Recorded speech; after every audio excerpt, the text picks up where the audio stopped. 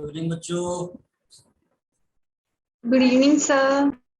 Good evening sir. Good evening sir.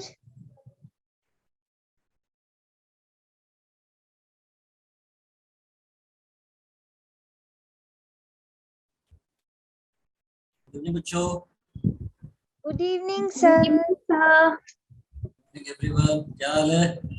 बहुत अच्छे, आप कैसे हो? बढ़िया। कैसा हुआ पेपर दीपिका? दिया था सर, क्या? हुआ उतना ज्यादा अच्छा नहीं हुआ। पेपर कैसा हुआ? सर बहुत ज्यादा अच्छा नहीं हुआ। नहीं वॉइस नहीं आ रही मेरी? सर, आ रही है। Good evening sir. वॉइस आ रही है क्या मेरी? Yes sir. Yes sir. हाँ, वॉइस आ रही है। हाँ जी सर, आ रही है। हाँ, तो कैसा हुआ दीपिका, पेपर कैसा हुआ? सर ठीक ही हुआ, उतना ज्यादा अच्छा नहीं हुआ। नहीं, अच्छा, क्या मैथ्स का पेपर कैसा था? मैथ का ही था थोड़ा ज्यादा टफ, बाकी तो इजी था। अच्छा अच्छा, चलिए कोई बात नहीं। पेपर देने से चीजें पता चलती है कहाँ पे क्या मिस्टेक था, अगली बार वो मिस्टेक नहीं करना होता है। यस ठीक है, सर। ओके। चलिए, तो सभी सोच रहे होंगे कि पता नहीं कहाँ से अभी फिजिक्स की क्लास नहीं हुई क्या? सर। नो। तो हमारे में तो कुछ नहीं होगा ना। हाँ, ये भी सही है।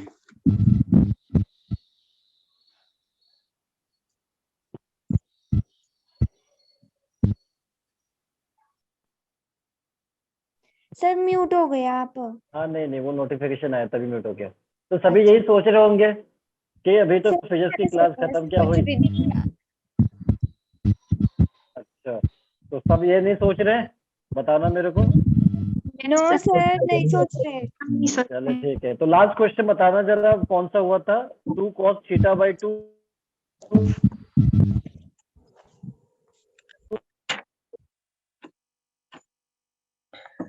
If theta is the angle between two unit vector. Sir last question था, if theta is the angle between two unit vector, उसके 2 पार्ट किए थे। 2 पार्ट किए थे जस्ट। चलिए, तो अब अगला क्वेश्चन, लास्ट क्लास में एक बार रिकॉल कर लेते हैं हम लोगों ने क्या क्या देखा था। हम लोगों ने डॉट प्रोडक्ट देखा था, उसके कुछ प्रॉपर्टीज देखे थे, और हम लोगों ने कुछ स्पेशल केसेस डॉट प्रोडक्ट के देखे हुए थे, और जिसमें हम लोगों ने कुछ क्वेश्चन किया था जिसमें एक्यूट एंगल बना रहे थे दो वेक्टर, तो उनका डॉट प्रोडक्ट जो है एक्यूट में मैंने बताया था कि क्या होता है, ग्रेटर देन 0। और हमने ये भी बताया था कि अगर ऑब्ट्यूज होगा तो डॉट प्रोडक्ट क्या होता है, लेस देन 0 होता है।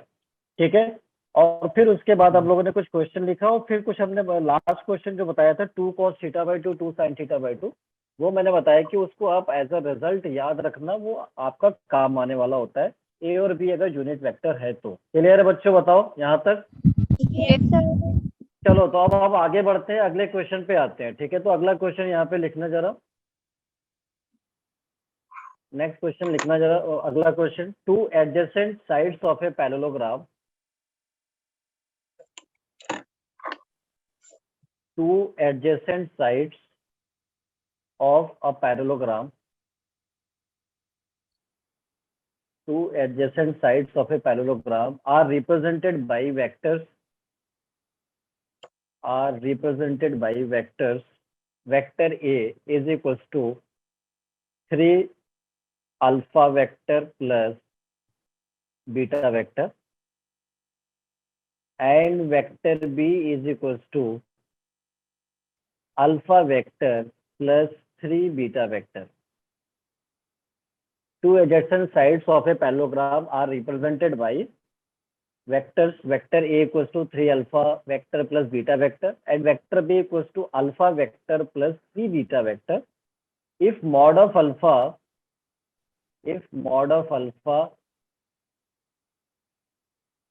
vector is equals to mod of beta vector is equals to 2, and angle between vector alpha and vector beta is 60 degree, and angle between vector alpha and vector beta is 60 degree. Then find length of diagonals of the parallelogram. Then find length of diagonals of the parallelogram. Find length of diagonals of the parallelogram. अच्छा तो बताओ, हमने तो बच्चों question लिख लिया सभी ने, सही पहले ये बताओ, क्वेश्चन लिख लिया सभी ने? Yes sir. ठीक है, तो क्वेश्चन में कह रहा है कि दो वेक्टर एडजेसेंट साइड्स, तो मैंने तो बताया था ना कि अगर पैरेललोग्राम के एडजेसेंट साइड्स आपके पास है, मान लो ये हमारे पास पैरेललोग्राम है और इस पैरेललोग्राम के एडजेसेंट साइड्स के लॉन्ग वेक्टर है, मान लो ये वेक्टर ए और ये हमारा वेक्टर बी, तो इसके जो डायगोनल्स हैं वो क्या क्या रिप्रेजेंट करते हैं, ये डायगोनल, ठीक है, डायगोनल क्या क्या रिप्रेजेंट करते हैं? एक तो ये डायगोनल मान लेता हूँ D1 और एक ये मान लेता हूँ D2।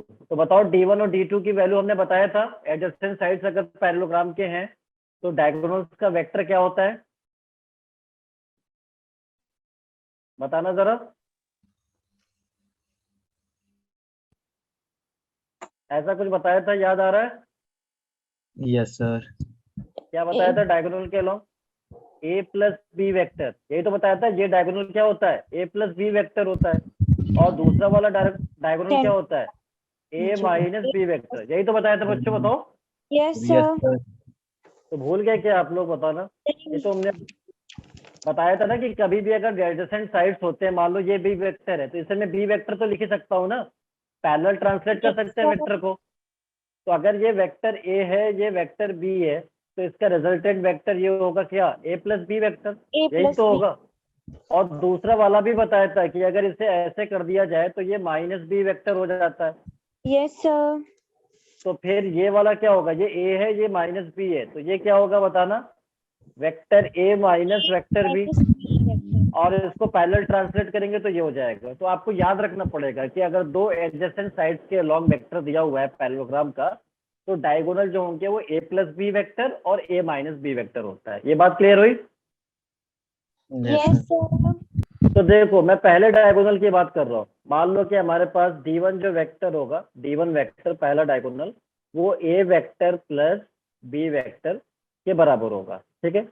और लेकिन मुझे डायगोनल की लेंथ चाहिए, तो लेंथ का मतलब क्या हुआ? मॉड मैग्नीट्यूड, मैग्नीट्यूड ही तो होता है लेंथ, ठीक है। तो अब यहाँ पे बताओ मेरे को, ए वेक्टर कितना दिया हुआ था? 3 अल्फा प्लस बीटा वेक्टर हो गया, प्लस, और बी वेक्टर कितना दिया हुआ है? Alpha vector plus 3 beta vector. अब अगर मैं इनको ऐड कर दूं तो 3 अल्फा और अल्फा मिलके क्या हो जाएगा? 4 अल्फा वेक्टर और प्लस 4 बीटा वेक्टर। बताओ बच्चों, क्लियर है यहाँ तक? जल्दी बताओ। तो अब यहाँ से अगर मैं 4 को बाहर ले लूं, 4 को बाहर ले लूं, तो मॉड के अंदर क्या आएगा? Alpha vector plus beta vector, नहीं आएगा क्या? जल्दी बताना, जल्दी बताओ। और एक रिजल्ट बताया था, याद है? एक रिजल्ट बताया था, ए प्लस बी वेक्टर का मॉड का फॉर्मूला बताया था, याद है? क्या होता है? रूट में mod of A square mod of B square और plus 2 mod A mod B cos theta, यही तो होता है। जल्दी बताओ,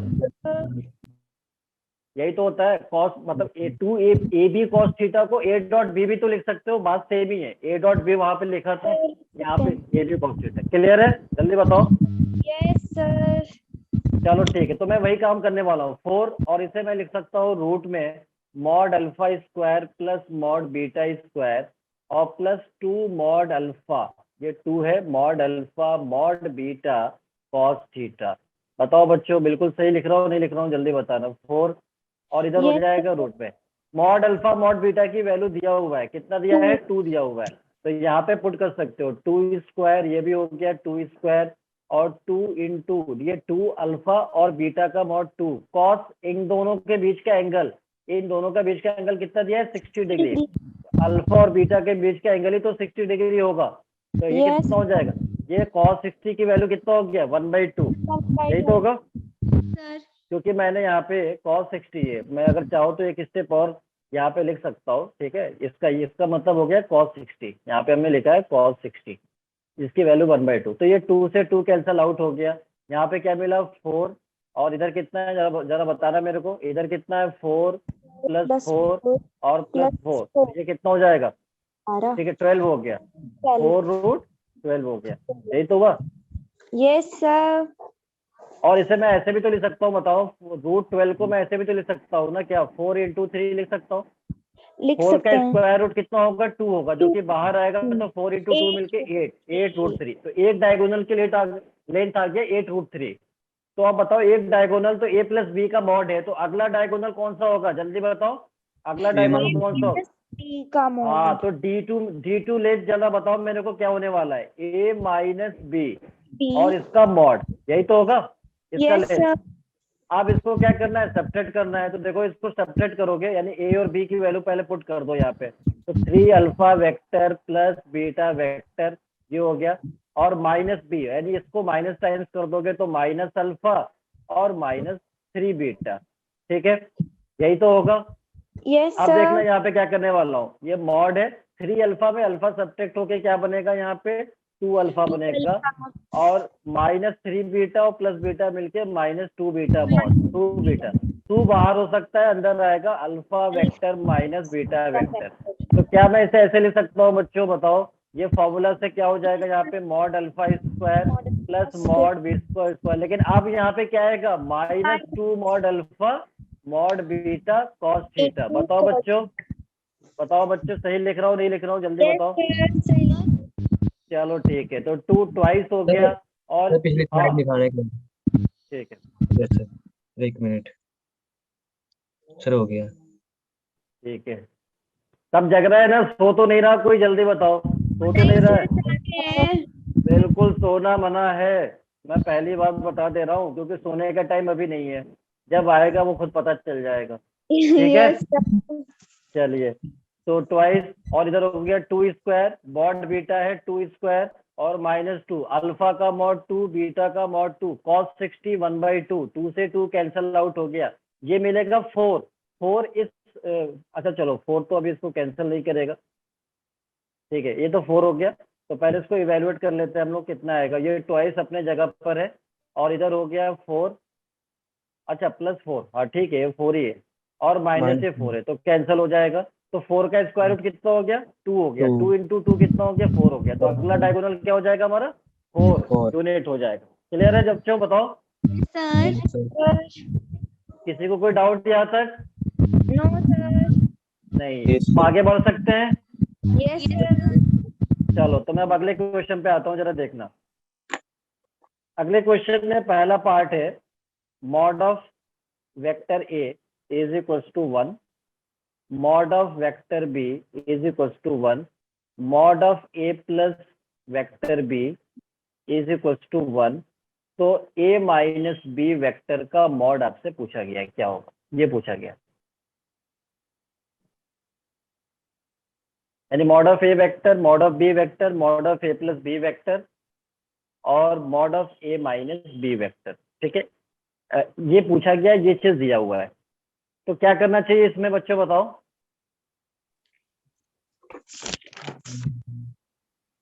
पहले तो अगर mod of A minus B का अगर हम फॉर्मूला लिखे, तो यहाँ से क्या मिलेगा बताना फॉर्मूले से?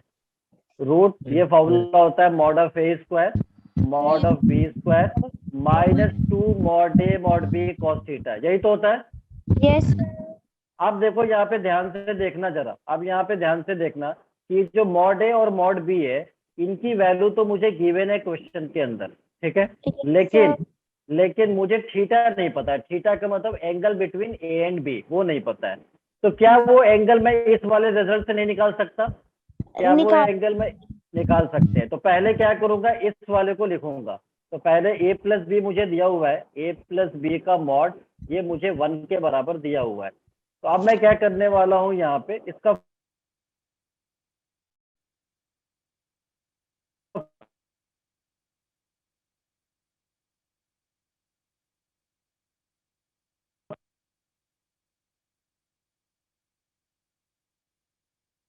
जल्दी बताओ।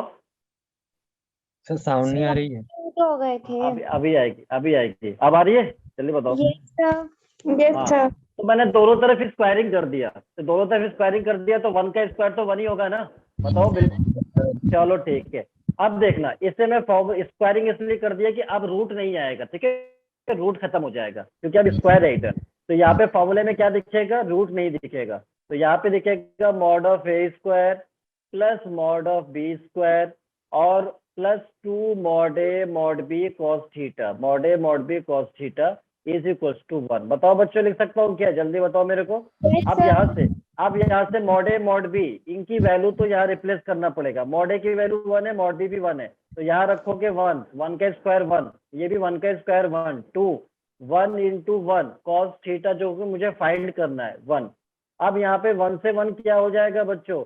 ये 1 से 1 कैंसल आउट हो जाएगा, तो यहाँ पे 2 कॉस थीटा किसके बराबर हो गया? ये 1 उधर जाएगा तो -1, तो कॉस थीटा की वैल्यू कितना हो गया? -1/2। यही तो होगा। Yes Yes, sir. तो कॉस थीटा की -1/2 बस यहाँ पे रख दो। बस कॉस थीटा की वैल्यू, इससे एंगल निकालने की जरूरत नहीं है, क्योंकि कॉस थीटा में डायरेक्ट पुट कर देंगे ना, डायरेक्ट यहाँ कॉस थीटा की वैल्यू पुट कर देंगे। Yes sir. yes, sir. बात समझ में आ रही है? तो एंगल को रखने की जरूरत नहीं है, मतलब एंगल पुट करने फाइंड करने की जरूरत नहीं है। अब यहाँ पे आ जाओ, a माइनस बी का मॉड में mod of A mod of B पता है और कॉस थीटा भी पता चल गया, ठीक है ना, क्योंकि कॉस थीटा वही एंगल है जो ए और बी के बीच एंगल है। यहाँ भी तो ए और बी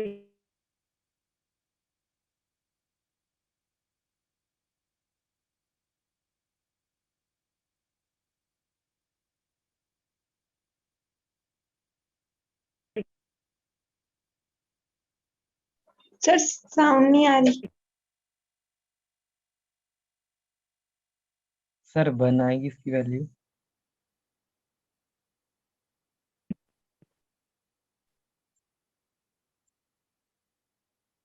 वॉइस आ रही है मेरी बच्चों?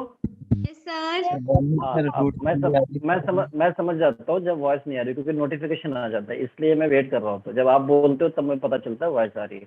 अब तो आ रही है पक्का? Yes sir. चलिए ठीक है, ठीक है। सारे नोटिफिकेशन ना क्लास के टाइम ही आ जाती है, क्या ही कर सकते हैं, किस्मत की बात है बस। ठीक है, चलो तो अब हम देखते हैं बच्चों यहाँ पे। अब देखते हैं, अब यहाँ पे मॉड ए मॉड बी की वैल्यू पुट करो, कॉस थीटा निकाल चुके हो, तो ए माइनस बी का जो मॉड आएगा वो क्या आएगा जरा देखना। यहाँ पे रूट में इधर हो गया ए, मॉड ए 1 है तो 1 का स्क्वायर 1 ही होगा, मॉड बी 1 है 1 का स्क्वायर 1, -2 इधर हो गया 1 इंटू 1, और इधर हो गया कॉस। कॉस की वैल्यू हमने फाइंड कर रखा है, कॉस की वैल्यू कितना आया था? -1/2 आया था। कॉस की वैल्यू उधर हो जाएगा -1/2, तो माइनस से माइनस कैंसिल, प्लस हो जाएगा, 2 से 2 कैंसिल, 1 + 1 + 1 कितना आएगा बताओ बच्चों? √3 आ जाएगा, √3 आ जाएगा। बताओ यहाँ तक समझ में आई बात? जल्दी बताना, झूठ मत बोलना पक्का। कोई झूठ तो नहीं बोल रहा है सच में? जल्दी बताओ। सर। ठीक है, झूठ बोलना आपको वैसे भी पता है सबको कि बहुत बड़ा पाप होता है, तो झूठ नहीं बोलना चाहिए मेरे हिसाब से। तो बात समझ में आ रही है सबको? ठीक है बच्चों, चलिए। अब आप तो वैसे भी बहुत समझदार हो चुके हैं, अब आप लोगों को क्या ही समझाना है, ठीक है ना? नहीं सर। चलिए ठीक है, अब हम बात करते हैं। जैसे देखो, अब ये जो क्वेश्चन है ना, अब ये जो क्वेश्चन है ये थोड़ा सा टाइम हमारा कंज्यूम कर रहा है। कॉस थीटा पहले निकालना पड़ रहा है, फिर दूसरे में पुट करना पड़ रहा है, लेकिन अगर एक रिजल्ट मैं बताऊं तो इससे क्वेश्चन थोड़ा सा शॉर्टली हो जाएगा। तो मैं इस क्वेश्चन को एक रिजल्ट के थ्रू सॉल्व करने वाला हूं, जो आप याद रखना। जैसे a + b मॉड का स्क्वायर और plus vector a - b mod square is equal to twice of mod of a square plus mod of b square. ये रिजल्ट बताओ बच्चों, ये रिजल्ट मैं लिख सकता हूँ क्या इतना? Yes sir. क्योंकि आपको फॉर्मूला पता है, a + b का स्क्वायर का फॉर्मूला पता है मॉड का, और a - b। तो यहाँ से फॉर्मूला क्या बनेगा बताना? Mod a square mod b square 2 mod a mod b cos theta, इसका बनेगा प्लस वाले का। माइनस वाले का क्या बनेगा? Mod a square mod b square -2 mod a mod b cos theta. तो cos थीटा वाला टर्म क्या हो जाएगा? कैंसल हो जाएगा, 2ab cos थीटा -2ab से। तो mod a square 2 mod a square, और mod b square 2 mod b square, 2 common लेंगे तो यही दिखेगा। बताओ दिखेगा नहीं दिखेगा? जल्दी बताओ। अब इस रिजल्ट का क्या फायदा है? देखो, अब इसमें मुझे ये दिया हुआ था, ये दिया हुआ था और ये दिया हुआ था, और मुझे इसकी वैल्यू पूछा हुआ है। तो हम अब इस रिजल्ट से करेंगे तो हमारा काम आसान हो जाएगा। देखना, a + b का मॉड की वैल्यू कितना दिया था? 1 दिया था, तो यहाँ पे पुट कर लो, 1 का स्क्वायर तो 1 ही होगा। a - b मॉड मुझे फाइंड करना है, तो ये अपने जगह पर है 2, और मॉड a स्क्वायर 1 और मॉड b स्क्वायर भी 1, 1 + 1 2, 2 × 2 मिलके कितना हो गया? 4 हो गया। तो यहाँ से बताओ बच्चों, a minus B mod square is equal to 4 minus 1 कितना हो गया 3। तो बताओ बच्चों, क्या a माइनस बी मॉड की वैल्यू √3 नहीं आएगा? जल्दी Yes, बताओ। और यही तो आंसर आ रहा था, यही तो आंसर आ रहा था। Yes sir. तो इस पे बेस्ड क्वेश्चन एक दूसरा पार्ट दूं तो आप में जो बता सकते हो, बताओ। पक्का प्रॉमिस कर रहे हो, बताओगे मेरे को? बिल्कुल सेम टाइप का क्वेश्चन है, यस ठीक सर। है। अब उसमें a माइनस बी का मॉड दिया है, a प्लस बी का मॉड पूछ रहा है। रिजल्ट आप ये यूज कर सकते हो। और अगर Yes. आपको टाइम पास करना है, जैसे बहुत ज्यादा टाइम है आपके पास, तो पहला वाला कंडीशन यूज कर सकते हो। यस समझ में आई सर। बात? चलिए, तो अब मैं सेकंड पार्ट यहाँ पे लिख रहा हूँ, आगे बढ़ता हूँ, ठीक है। सेकंड पार्ट पे, सेकंड पार्ट में हमारा क्या है, mod of A is equal to 2, ये दे रखा है। Mod of B is equal to 1,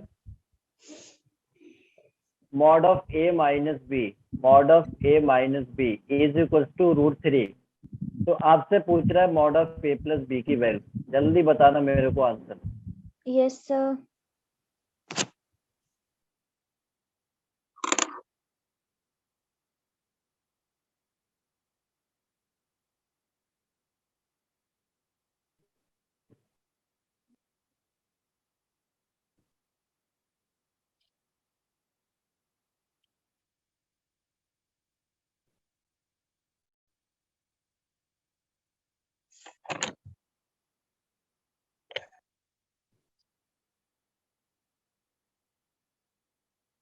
sir √3। √3 same answer, ये कैसे? √7। √7 किसने बताया अभी मेरे को? Anish. Anish, very good. √7 is the correct answer. और चेतन, √7 आएगा क्या? तो कर रहे हैं। अच्छा, कर रहे हैं। आदित्य, वेरी गुड, बहुत अच्छा। और जनता बता सकती है, मुझे बुरा नहीं लगेगा, मैं सच यस सर। बोल रहा हूँ, आप भरोसा रखो, मैं सच बोल रहा हूँ। हाँ, क्या आ रहा है? √7 ही आएगा। √7 इसलिए क्योंकि हमारे साथ वालों का √7 आ रहा है, या खुद के वजह से आ रहा है? मेरे पास आया। अच्छा, आ गया। तो कहाँ मिस्टेक हो रहा था दीपिका, कहाँ मिस्टेक कर रहे थे आप? जो ना 2 था, मैंने उसका स्क्वायर ही नहीं किया, 2 + 1 ही कर दिया सीधा। अच्छा अच्छा, नहीं नहीं, ध्यान से कैलकुलेशन, ध्यान से, ठीक है ना। तो देखो, बहुत आसानी से आंसर हम बता पा रहे हैं क्योंकि इस रिजल्ट के हेल्प से। तो अगर इस रिजल्ट को याद रखे तो ठीक है। और याद क्या रखना है इसको, ये तो खुद भी आप समझ सकते हो। फॉर्मूला जब दोनों में ऐड करोगे तो ट्वाइस हो जाएगा, ठीक है। तो अब देखना, जिनसे नहीं हुआ उनके लिए मैं यहाँ पे बता सकता हूँ। देखना, जैसे यहाँ पे मुझे ए प्लस बी, ये वाला रिजल्ट यूज कर रहा हूँ यहाँ पे। तो ए प्लस बी मॉड मुझे फाइंड करना था, तो मैं यहाँ पे इसको एज इट इज रखता हूँ, ठीक है। और प्लस, और a माइनस बी मॉड का स्क्वायर, तो a माइनस बी मॉड मेरे पास √3 है, तो √3 का स्क्वायर करूंगा तो 3 आ जाएगा ट्वाइस। और मॉड ऑफ a स्क्वायर यानी 2 square, mod of b square यानी 1 स्क्वायर। तो ये हो गया 4 + 1 5 और 2 मिलके हो जाएगा 10। तो a प्लस बी जो मॉड है इसका स्क्वायर 10 - 3, ये हो जाएगा 7। तो a माइनस बी जो मॉड होगा उसका आंसर आपको मिल जाएगा √7। तो ये हो जाएगा आंसर कंप्लीट। समझ आई बात? तो हो जाएगा वैसे क्वेश्चन, जल्दी बताओ। yes sir, चलो ठीक है, मैं अब आगे बढ़ सकता हूँ? yes sir, ठीक है, तो मैं अब अगले क्वेश्चन पे आता हूँ। अगला क्वेश्चन कुछ इस तरह से, एक मिनट। नेक्स्ट क्वेश्चन में कुछ इस तरह से, if vector A plus vector B mod is equals to vector A minus vector B mod, ये गिवन है। देन रिलेशन बिटवीन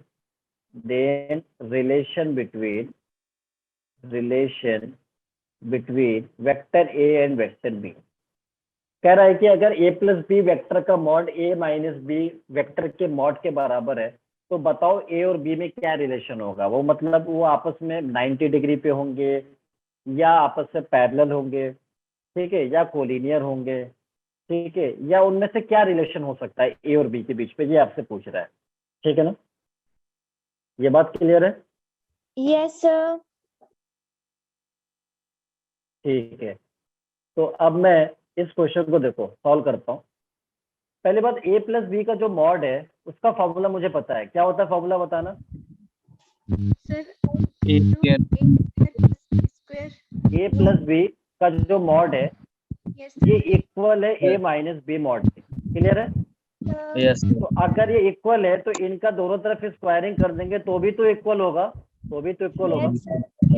तो इसका फॉर्मूला क्या होता है, mod of A square plus mod of B square और plus 2 A dot B vector नहीं ले सकता, बताना। ए डॉट बी को ही तो मॉड बी कॉस थीटा कहते हैं, तो उसे ए डॉट बी भी तो ले सकता हूँ ना, ले सकता हूँ। इसी तरह से इसको क्या ले सकता हूँ, बताना। Mod of A square plus mod of B square और minus 2a dot B vector ले सकता हूँ। Yes, sir. अब कुछ इसमें कैंसल आउट हो रहा है क्या? Mod of A square mod of A square से mod of B square mod of B square, ये इधर ट्रांसफर होगा तो क्या होगा, 4 times of A dot B is equal to 0। तो ए डॉट बी की वैल्यू कितना आएगा बच्चों, बताना जरा, 0। अब दो वेक्टर का डॉट 0 का मतलब क्या निकल कर आई, दो वेक्टर का डॉट 0 का मतलब 90 डिग्री। या हमने एक केस और भी तो बताया था, हमने एक केस और भी बताया था, either of vector A equals to 0 और वेक्टर बी इक्वल्स टू 0 और ए परपेंडिकुलर टू बी, यही तो बताया था। मैंने Yes, sir. बताया था कि अगर दो वेक्टर का डॉट 0 होगा तो जरूरी नहीं कि परपेंडिकुलर होंगे, वो तो हो सकता है, उसके अलावा ये भी हो सकता है कि दोनों में से कोई एक 0 हो जाए। बात समझ में आ गया? तो either of A equals to 0 और बी इक्वल्स टू 0 और A perpendicular to B vector. ये बात समझ में आ गई बच्चों, जल्दी बताओ। Yes sir. तो क्या मैं अब आगे बढ़ सकता हूँ? Yes sir. ठीक है, तो अब मैं अगले क्वेश्चन पे यहाँ पे प्रस्थान करते हुए, चलिए, तो अगला क्वेश्चन हमारे पास है vector A comma vector B comma vector B and vector C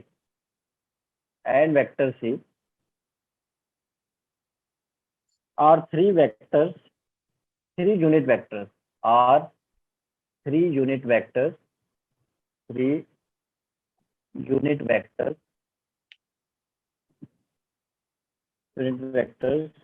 such that vector A plus vector B plus root 3 times vector C is equals to 0. Then find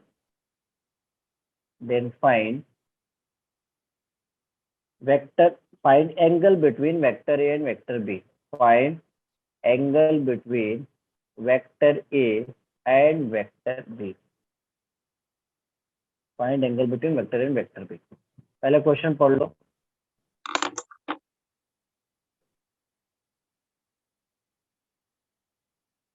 question में क्या बोला गया, A B C 3 unit vectors है। जब भी unit vector बोल दे तो ये बात समझ में आ जाना चाहिए कि उनका मैग्नीट्यूड क्या होगा, 1 हो जाएगा।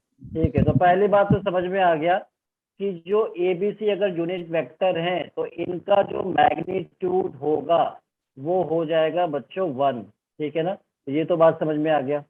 अच्छा, उसके बाद कह रहा है कई बार ऐसा होता है कि ऐसा रिलेशन दे देता है, जैसे ए बी सी वेक्टर में रिलेशन दे दिया और किसी दो के बीच एंगल पूछ लेता है। जैसे मान लो अभी पूछा है ए और बी के बीच, कल को बी और सी के बीच पूछ सकता है या ए और सी के बीच पूछ सकता है। तो जो रिलेशन दिया हुआ है, जैसे हमने रिलेशन लिखा A plus B vector plus root 3 C vector is equal to 0, ये लिया हुआ है।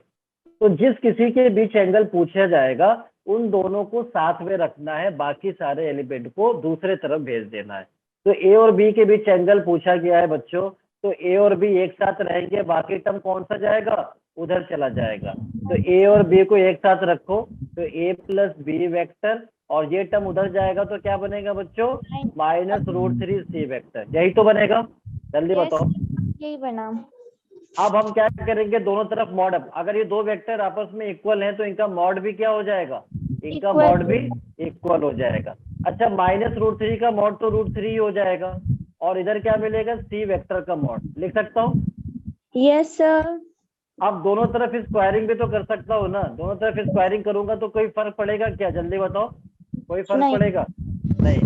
तो अब यहाँ पे एक फॉर्मूला आ जाएगा, क्या? Mod of A square plus mod of B square और 2 mod A mod B cos theta, mod A mod B cos theta is equal to, इसका स्क्वायर करेंगे तो √3 का स्क्वायर 3 हो गया, और मॉड सी का मतलब कितना हो गया? 1, तो मॉड सी का स्क्वायर 1 तो 1 ही होगा, ठीक है। तो क्या मिलेगा? सिर्फ 3 मिलेगा। अच्छा, ए और बी का मॉड कितना है मुझे पता है, ए और बी का मॉड कितना है? ए का मॉड 1, ये 1 और 2, 1 into 1 into cos theta is equal to 3। तो यहाँ से मुझे बताओ 2 कॉस थीटा की वैल्यू कितना हो गया? 3 माइनस 2 1 हो गया, जल्दी बताओ। Yes, 3 sir. माइनस 2 क्या हुआ? तो कॉस थीटा की वैल्यू कितना हो गया बच्चों? 1/2। तो थीटा कितना हो गया? 60 डिग्री। इसका मतलब एंगल कितना हो गया? 60 डिग्री। समझ आई बात? Yes, sir. तो पता चला मैं दोनों को साथ क्यों रखा, जिसके बीच पूछ रहा है। तो जो थीटा आएगा फॉर्मूले में वो इन्हीं दोनों के बीच का आएगा ना, ए और बी के बीच का, इसलिए ए और बी को साथ रखे। तो जिस किसी को बीच एंगल पूछा जाएगा वो साथ रहेंगे, बाकी दूसरा एलिमेंट किधर चला जाएगा? दूसरे तरफ चला जाएगा। ये बात समझ में आ गई? Yes sir. Yes, sir. Is it clear और not Clear. Yes, clear? sir. अरे बाकी सब जिंदा है नहीं जिंदा है, जल्दी बताओ। जिंदा है? Yes, sir. तो जो जिंदा है तो जिंदा नजर आना जरूरी है। समझ आई बात? चलिए अब मैं अगले क्वेश्चन पे आता हूँ। अगला क्वेश्चन आपके स्क्रीन पे, vector A comma vector B and vector C are three vectors, unit vector नहीं है, are three vectors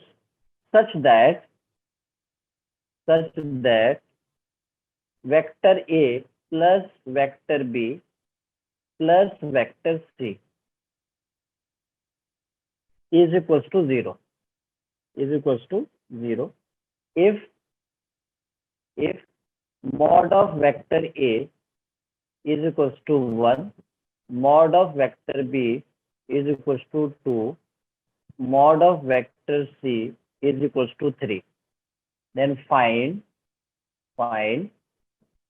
A vector dot B vector plus B vector dot C vector plus C vector dot A vector is equals to what? ये पूछा है।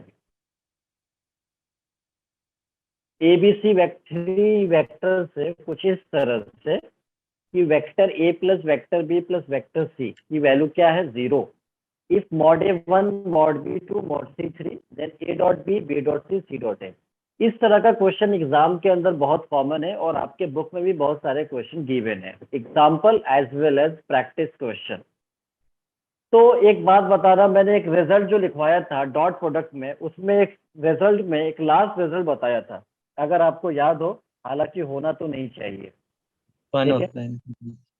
क्या बताया था मैंने? Vector A plus vector B plus vector C mod square is equal to mod of A square mod of B square mod of C square plus twice of A dot B vector Plus plus B. B dot C vector और plus C dot A vector. बताओ बच्चों को धुंधला धुंधला सा याद आ रहा है? कुछ बताया था? Yes sir. पक्का धुंधला धुंधला सा याद आ रहा है? Clear. अच्छा, क्लियर याद आ रहा है? Yes, sir. बहुत अच्छी बात है ये तो। चलिए, तो देखो यहाँ पे कुछ ऐसा ही है, यानी ये जो टर्म दिख रहा है तो मेरे को डाउट हो गया कि ये फॉर्मूला यूज होगा, क्योंकि ये टर्म यहाँ पे दिख रहा है फॉर्मूले में और ये भी टर्म दिख रहा है। तो अब आपको क्वेश्चन पे आना है। क्वेश्चन में क्या बोला गया है? सिंस क्वेश्चन में बोला गया है कि ए plus B plus C vector जो है वो किसके बराबर है? 0 के बराबर है। तो अगर ये 0 के बराबर है तो दोनों तरफ मॉड तो अप्लाई कर ही सकता हूँ ना, दोनों तरफ मॉड अप्लाई कर सकता हूँ। Square भी कर. तो यहाँ पे ये वैल्यू कितना हो जाए? अच्छा, दोनों तरफ मॉड है तो स्क्वायर भी तो कर सकता हूँ, कोई फर्क पड़ेगा क्या? Sir. नहीं पड़ेगा, फर्क नहीं पड़ेगा. नहीं। तो ये वैल्यू तो 0 ही के बराबर होगा, बताओ। Yes, sir. तो फिर मैं इसका फॉर्मूला लिख सकता हूँ ऊपर वाले फॉर्मूले से। क्या लिख सकता हूँ? Mod of A square mod of b square plus mod of c square plus twice of vector a dot vector b plus vector b dot vector c plus vector c dot vector a is equals to 0। लिख सकता हूँ? जल्दी बताओ, जल्दी बताओ। Yes, sir. Of mod of A की value मुझे दिया है 1, तो इसे क्या लिख सकता हूँ? 1 स्क्वायर, तो 1 ही रहेगा। मॉड ऑफ बी कितना दिया है मुझे? 2, तो 2 का स्क्वायर कितना हो गया? चलो 2 स्क्वायर लिख देता हूँ, और ये 1 स्क्वायर 2 स्क्वायर। मॉड सी कितना दिया है? 3, तो मैं इसे क्या लिख सकता हूँ? 3 स्क्वायर, और प्लस ट्वाइस ऑफ, इस जीरो को थोड़ा मैं आगे लिख देता हूँ, इस जीरो को थोड़ा मैं आगे लिख देता हूँ, ठीक है, तो ये वैल्यू 0 हो जाएगी।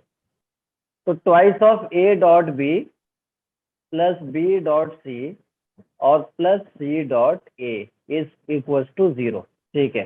तो अब यहाँ पे मैं इनको थोड़ा सा सिंप्लीफाई करूँ तो क्या लिख सकता हूँ? जरा देखना, ये 4 + 1 5 और 9 कितना हो गया? 14, 14 होगा नहीं होगा? और plus twice A dot B plus B dot C और plus C dot A is equal to 0।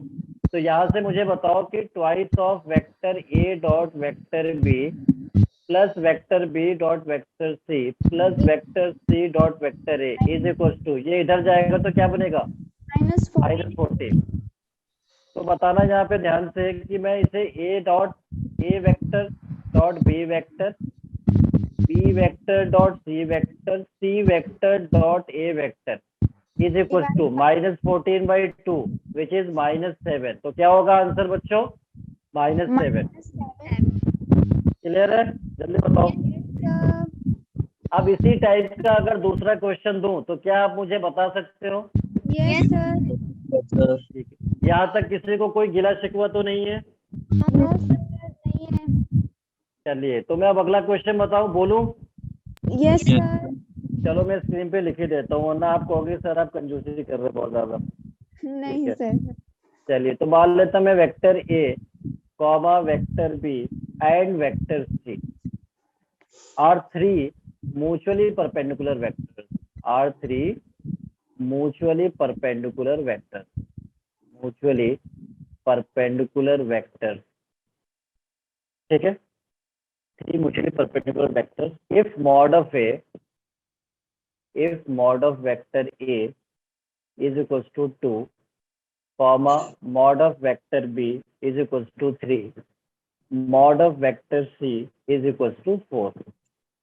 Then आपसे पूछा गया है vector a plus vector b plus vector c mod is equals to what, ये पूछा गया। जल्दी बताइए अगर बात समझ में आ गई तो। Yes, sir. Yes, sir.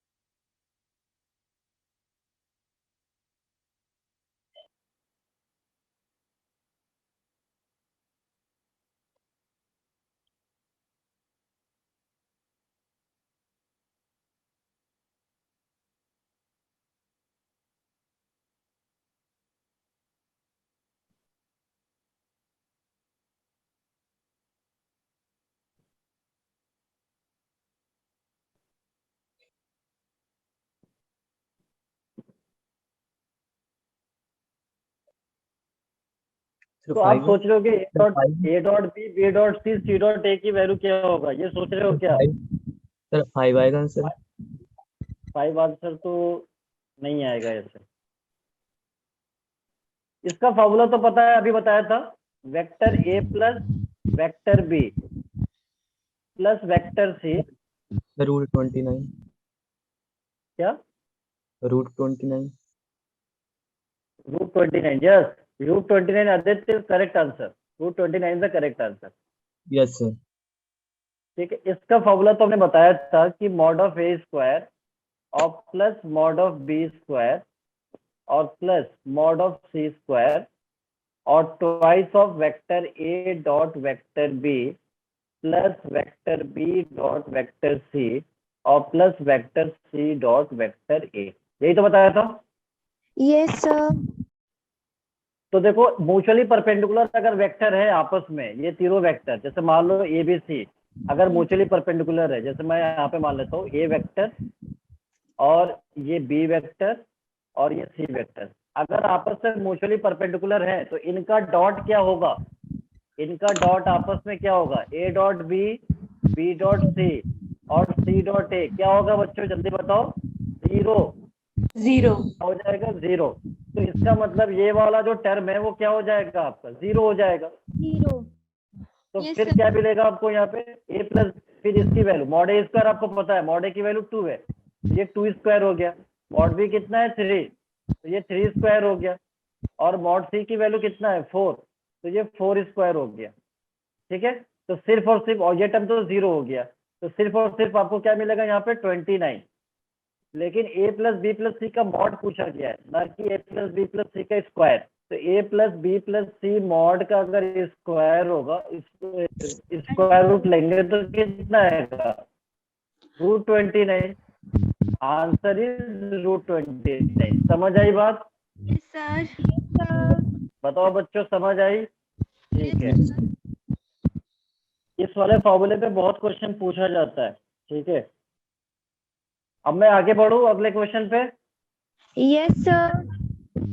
ठीक है, तो मैं अब अगले क्वेश्चन पे आ रहा हूँ, देखना अगला question. Vector A comma vector B, vector A comma vector B and vector C are three vectors such that three vectors such that each vector is perpendicular to the sum of other two vectors,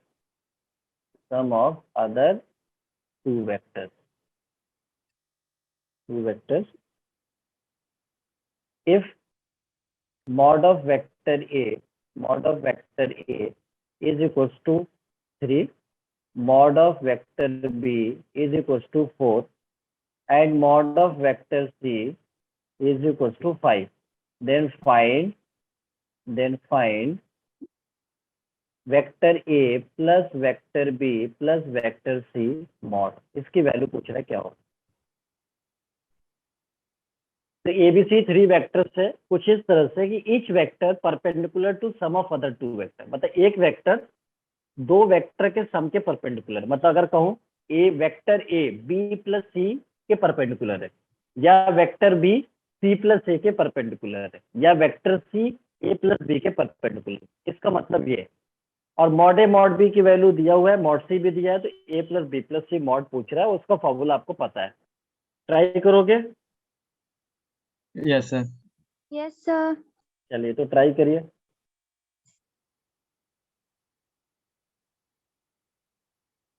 मतलब इससे जो information दिया हुआ है, एक तो mod A mod B mod सी दिया हुआ है, दूसरा ये कि आपको दिया है कि ईच वेक्टर यानी ए वेक्टर 2 वेक्टर के सम के परपेंडिकुलर है, तो इनका डॉट क्या हो जाएगा बताना, 0 होगा नहीं होगा बताओ। बिल्कुल सर। या बी वेक्टर 2 वेक्टर के परपेंडिकुलर है सम के, तो सी प्लस 1 इसका डॉट 0। या अगर सी वेक्टर ले लूं तो इनका डॉट ए प्लस बी के क्या होगा, परपेंडिकुलर, तो डॉट का मतलब क्या हो गया 0। सर √50। क्या आएगा, √50। √50 is the correct answer. Very good. तो √50 इज द करेक्ट आंसर। तो अब बताओ बच्चों, यहाँ से क्या इंफॉर्मेशन मिलता है। ये डॉट को तो मैं डिस्ट्रीब्यूट कर सकता हूँ ना, बताओ A dot B plus B A dot C is equal to 0 ले सकता हूँ, जल्दी बताओ। Yes sir. सिमिलरली यहाँ से मैं बी डॉट सी और B dot A is equal to 0 ले सकता हूँ। सिमिलरली यहाँ से सी डॉट ए और plus C dot B is equal to 0 लिख सकता हूँ। Yes, sir. लिख सकते तो हैं। बताओ बच्चों, अगर इनको ऐड कर दिया जाए, बताओ बच्चों जरा ध्यान से, अगर इनको ऐड कर दिया जाए, तीनों को ऐड करोगे तो ए डॉट बी, ये दोनों तो सेम ही है ना, A dot B dot A same ही होता है, तो ये ट्वाइस हो जाएगा। और B A dot C dot A, ये भी तो ट्वाइस, और B dot C dot B, ये भी ट्वाइस। तो क्या मैं twice of A dot B plus Plus- B dot C और प्लस सी डॉट ए 0 नहीं लिख सकता? बताओ। लिख सकते हैं। इसका मतलब ये है कि ये सारा टर्म 0 है, तो ये जो फॉर्मूला मैं यूज करूंगा इसमें 0 कर दूंगा। तो A vector plus B vector plus C vector का मॉड का फॉर्मूला होता है root mod A square plus mod B square और प्लस मॉड सी स्क्वायर और plus 2 A dot B plus B dot C और प्लस सी डॉट ए। तो इसमें ये वैल्यू क्या हो जाएगा? इसमें ये वैल्यू क्या हो जाएगा? 0। ये वैल्यू क्या हो जाएगा बच्चों? 0। तो ये टर्म 0। अब mod A mod B mod सी की वैल्यू दिया हुआ है। मॉड ए की वैल्यू कितना दिया हुआ है क्वेश्चन में? 3, मॉड बी 4 और ये 5। तो मैं इसे लिख सकता हूँ 3 स्क्वायर प्लस 4 स्क्वायर और प्लस 5 स्क्वायर। फाइनली रूट में क्या आएगा बच्चों? 50। फाइनली रूट में क्या आएगा वैल्यू? रूट 50। समझ आई बात? Yes, sir. Is it clear?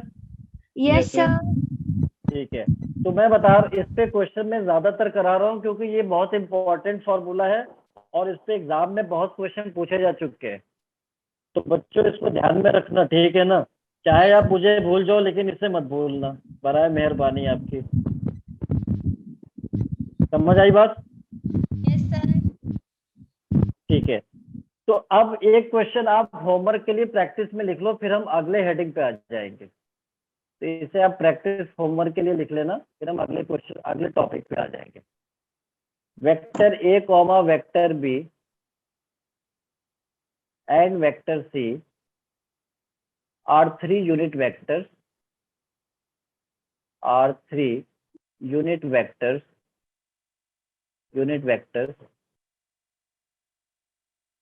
then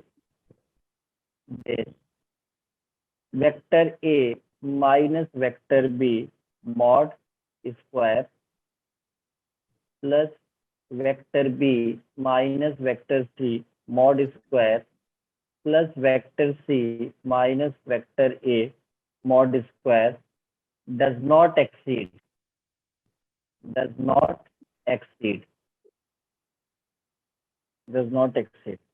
मतलब ये कह रहा है कि इसकी वैल्यू किससे एक्सीड नहीं करेगा। मतलब मैक्सिमम वैल्यू आपसे पूछ रहा है, एक्चुअली मैक्सिमम वैल्यू पूछ रहा है। मतलब कह रहा है ना कि मान लो कि ये वैल्यू 2 से एक्सीड नहीं करेगा तो मैक्सिमम वैल्यू कितना हो जाएगा? 2 हो जाएगा। तो वही चीज आपसे पूछ रहा है कि किससे एक्सीड नहीं करेगा।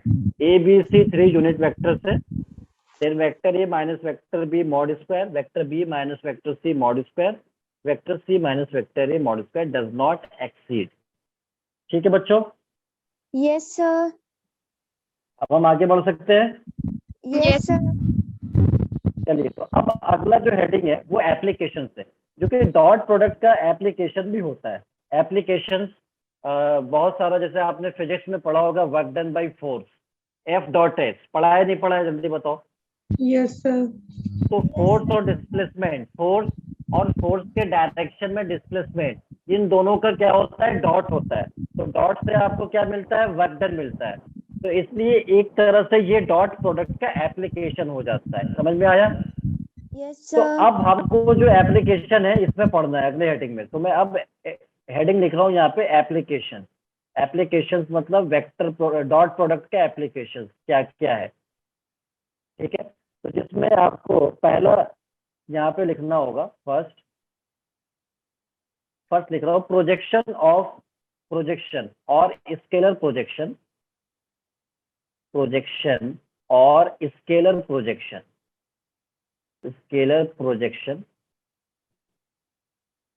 Projection of vector A of a vector, मान लो of a vector on another vector मतलब एक वेक्टर का प्रोजेक्शन दूसरे पे पूछ लेता है, ठीक है। तो ये हमें कैसे निकालना होगा, मतलब कैसे हम फाइंड करेंगे। तो पहले तो मैं इसको बता देता हूँ कि ये कैसे आता है, लेकिन आपको इसका फॉर्मूला याद रखना पड़ेगा। जैसे मान लो कि ये 0.2 मैं मान लेता हूँ, और मैं मान लेता हूँ ये ए है, और ओ से ए तक वेक्टर है, यहाँ पे वेक्टर ए, और यहाँ पे मैं मान लेता हूँ ये क्या है हमारे पास, बी वेक्टर है, बी वेक्टर है, और ओ से बी तक मैं मान लेता हूँ इसके अलॉन्ग बी वेक्टर है, ठीक है। अब मुझसे पूछा जाए कि भाई वेक्टर ए का प्रोजेक्शन बी के अलॉन्ग कितना होगा, तो प्रोजेक्शन का मतलब हो गया कि यहाँ से आप अगर 90 डिग्री पे ऐसे बनाओगे तो ये जो टर्म होगा ये, यानी यहाँ से लेके यहाँ, इसे एम मान लो, तो ओ से एम तक का जो पोर्शन होता है ये कहलाता है projection of vector A along vector B. समझ आई बात, समझ आई बात। तो मैं यहाँ पे ओ एम को क्या ले सकता हूँ, ओ एम को लिख सकता हूँ यहाँ पे प्रोजेक्शन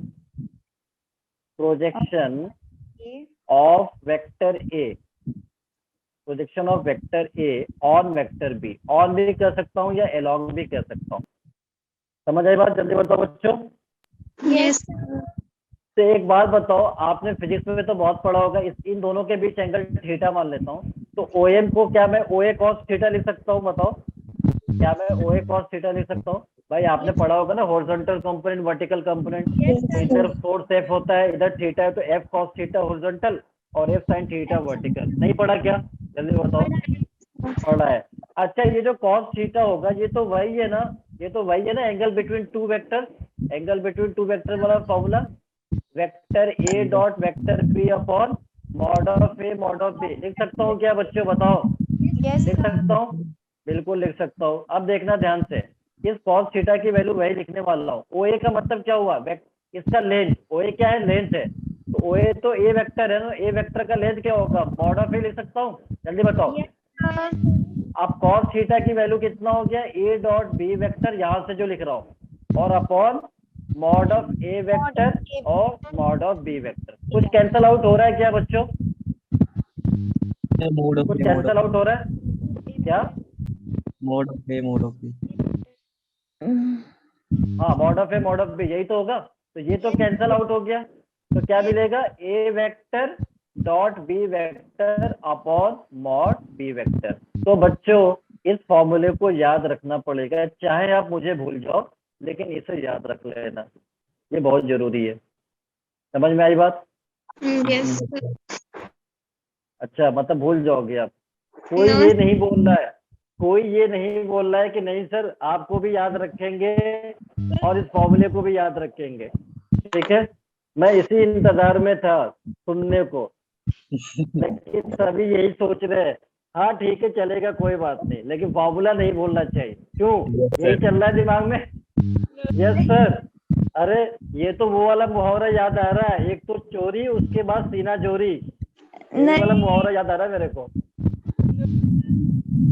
चलो ठीक है, तो देखना इसको स्केलर प्रोजेक्शन क्यों कर रहा हूँ, प्रोजेक्शन का मतलब लेंथ हो गया, उसका लेंथ इधर आ रहा है, तो स्केलर का मतलब जो है लेंथ की बात हो रही है, न कि वेक्टर। आप देखो ए डॉट बी एक स्केलर वैल्यू होता है, ठीक है, कोई रियल वैल्यू आएगा, और मॉड बी भी एक स्केलर वैल्यू है, तो scalar by scalar scalar value है, तो एक न्यूमेरिक वैल्यू आती है, इसीलिए हम इसको स्केलर बोलते हैं, स्केलर प्रोजेक्शन।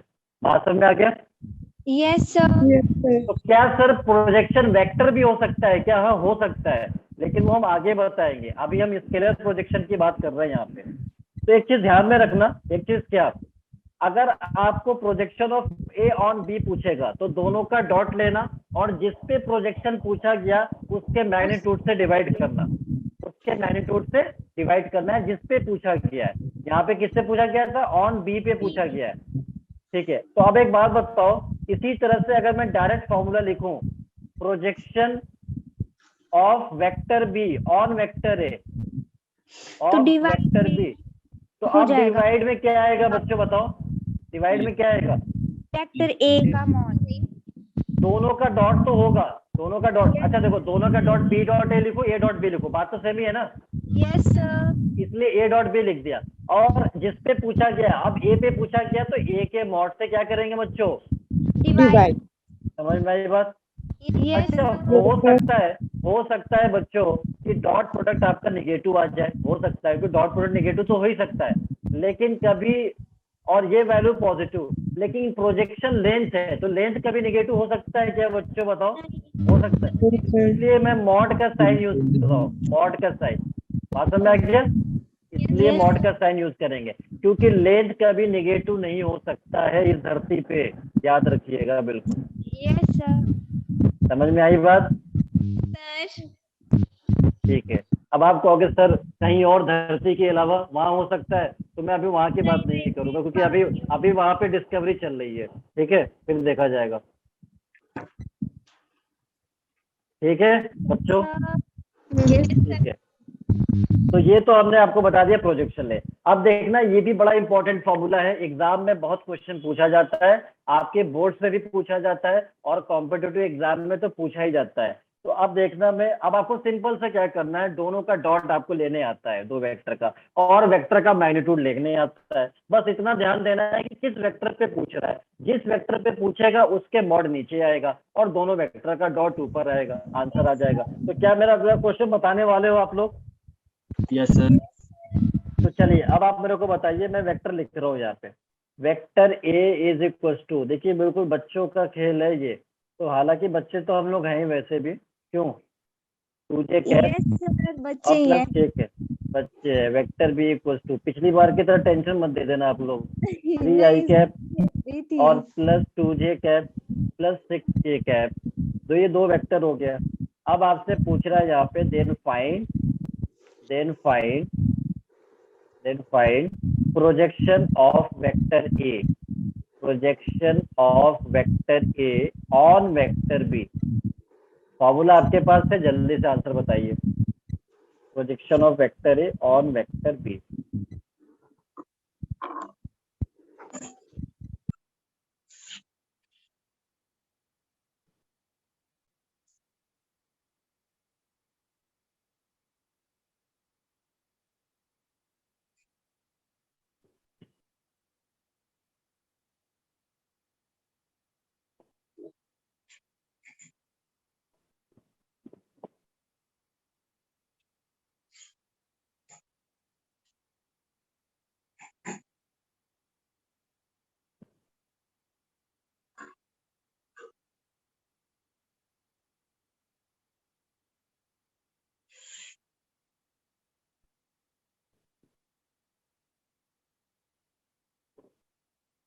ए का बी पे प्रोजेक्शन 8/7। क्या रहा है? 8/7। 8/7। वेरी गुड, बहुत अच्छा। 8/7 इज द करेक्ट आंसर। तो प्रोजेक्शन का फॉर्मूला आपको पता है, जिससे पूछा गया आप बिल्कुल आराम से लिख सकते हो, दोनों का डॉट ले लो, ए डॉट बी, और जिस पे पूछा गया उसका मैग्नीट्यूड से डिवाइड कर लो।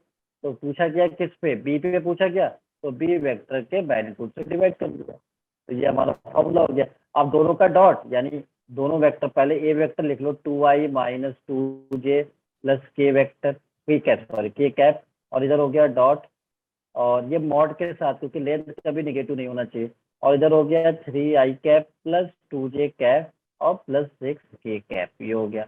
और अपॉन में इनका जो मैग्नीट्यूड है, तो मैग्नीट्यूड में यानी इसका 3i कैप और प्लस 2j कैप और प्लस 6k कैप, इसका मॉड।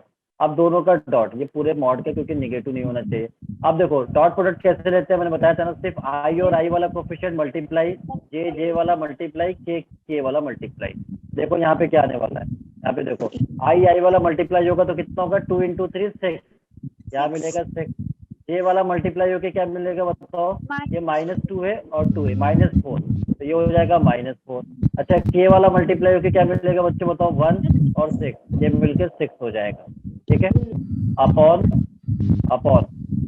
और इधर कितना हो जाएगा बच्चों, इधर कितना हो जाएगा जरा बताना, अंडर रूट में ये वैल्यू कितना होगा जरा देखना, ये होगा 3 square 2 square 6 square, 3 square 2 square 6 square, ये 6 6 12 और 4 मिलके 8 हो गया, अपॉन, और ये कितना हो जाएगा, √49, यही आ रहा है ना, 9 + 4 यानी 49, इसको मैं 8/7 लिख सकता हूँ। तो ये हमारा आंसर हो।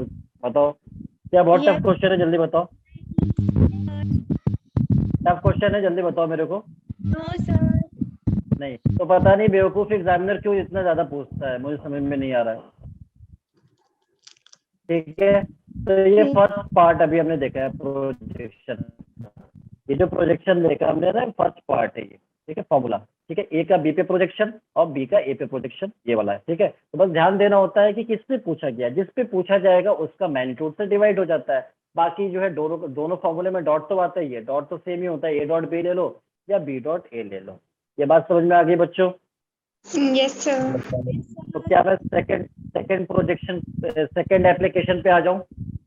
Yes sir. Yes, sir. क्योंकि अभी तक जो पूछ रहा था ना वो प्रोजेक्शन लेंथ पूछ रहा था, लेकिन कहेगा कि उसके अलोंग वेक्टर कितना होगा ये पूछेगा।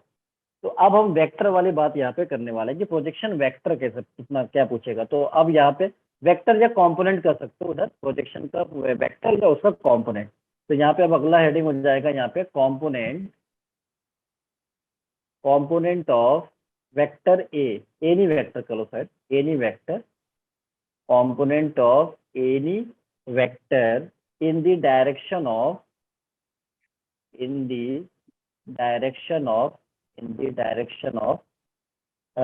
given vector, direction of a given vector and perpendicular to a given vector. And perpendicular to a given vector. Perpendicular to a given vector. तो क्या मतलब हुआ कि किसी एक वेक्टर का जो प्रोजेक्शन है, मतलब प्रोजेक्शन उसके अलोंग भी पूछ सकता है, उसके परपेंडिकुलर भी पूछ सकता है वेक्टर। तो वो कैसे निकाल लेंगे? तो उसके लिए देखो यहाँ पे, जैसे मैं मान लेता हूँ कि ये हमारा वेक्टर है, ये हमारा वेक्टर है। ठीक है, और ये मैं मान लेता हूँ वेक्टर बी है, ये मैंने मान लिया वेक्टर बी। तो इसका जो प्रोजेक्शन होगा, ये प्रोजेक्शन इसके अलावा अगर हम बात करें इसके अलावा, तो इसके अलावा जो प्रोजेक्शन वेक्टर होगा वो ये हो जाएगा A1 वेक्टर। ए का बी के अलावा ये A1 वेक्टर मान लिया, और इसके परपेंडिकुलर अगर पूछा जाए तो आप ये बता सकते हो A2 है, A2 है। समझ आई बात? तो A1 और A2 की वैल्यू मुझे यहाँ पे फाइंड करना है कि क्या होगा। तो पहले तो A1 वेक्टर मैं यहाँ पे इसको डेराइव कर रहा हूँ, लेकिन रिजल्ट आपको याद रखना है आगे जाके। तो A1 वेक्टर क्या है यहाँ पे, क्या है वो है component of vector A along vector B, ठीक है। और A2 वेक्टर क्या है, ये है component of vector A perpendicular to vector B, ये हो गया। तो अब देखो जो OM वेक्टर है हमारा, जो A1 सॉरी ये जो हमारा पॉइंट था A1 वेक्टर, तो यही तो हमारा OM था ना, ये O मान लो, ये M मान लो। तो OM लेंथ किसी भी अलोंग वेक्टर का निकालना होता है तो उसका लेंथ है ना, उसका मैग्नीट्यूड और उसके अलोंग डायरेक्शन, यूनिट वेक्टर, ये तो करते थे यूनिट वेक्टर, याद करो। तो बी के अलोंग यूनिट वेक्टर कितना होगा, बी कैप होगा, नहीं होगा, बी कैप। ओएम क्या है हमारा, ओएम क्या है यहाँ पे बच्चों बताओ, प्रोजेक्शन है।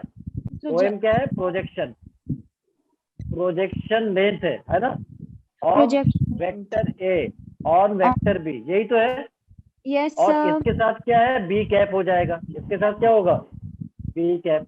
और प्रोजेक्शन लेंथ तो पढ़ा है आपने, क्या होता है, vector A dot vector B upon mod of B vector A. और कोई भी यूनिट वेक्टर का फॉर्मूला क्या होता है, वो वेक्टर और उसका मॉड, यही तो होता है। Yes sir. तो मैं इसे क्या लिख सकता हूँ, vector A dot vector B और इधर है बी वेक्टर अपॉन, ये मॉड बी मिलके क्या हो जाएगा, मॉड बी का square.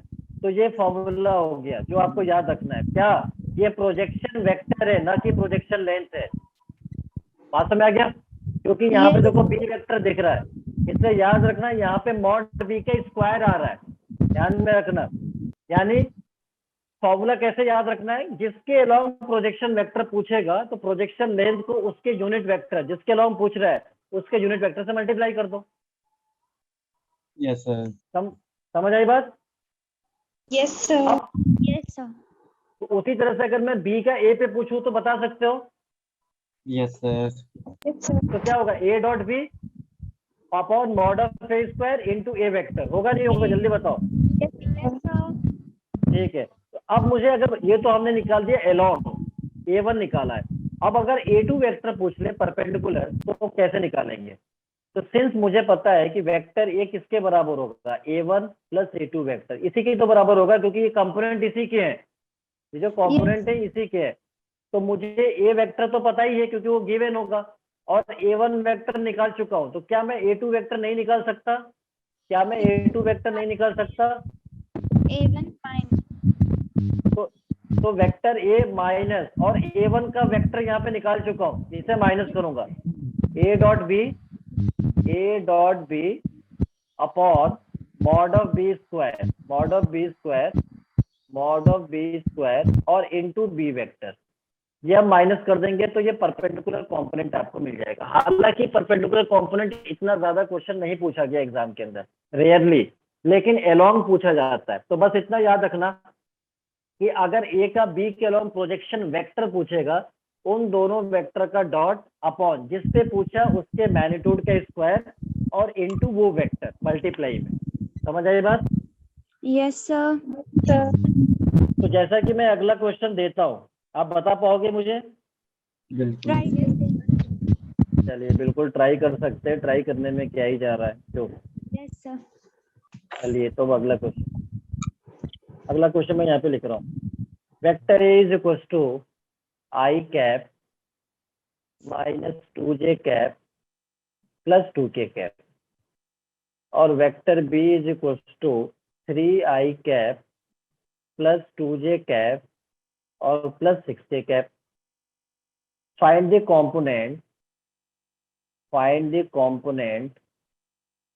component of vector A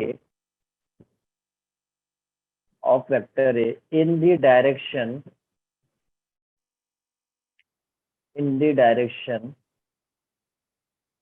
parallel and perpendicular to vector B। Parallel का मतलब B के अलोंग और परपेंडिकुलर का मतलब B के perpendicular.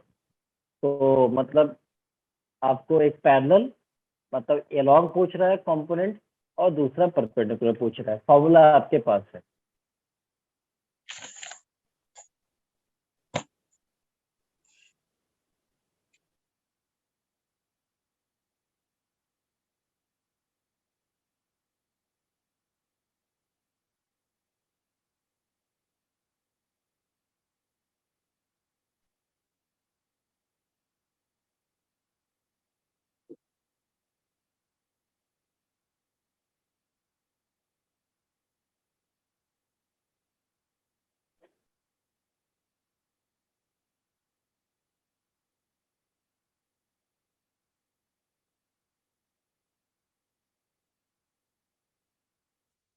Eleven by seven B vector.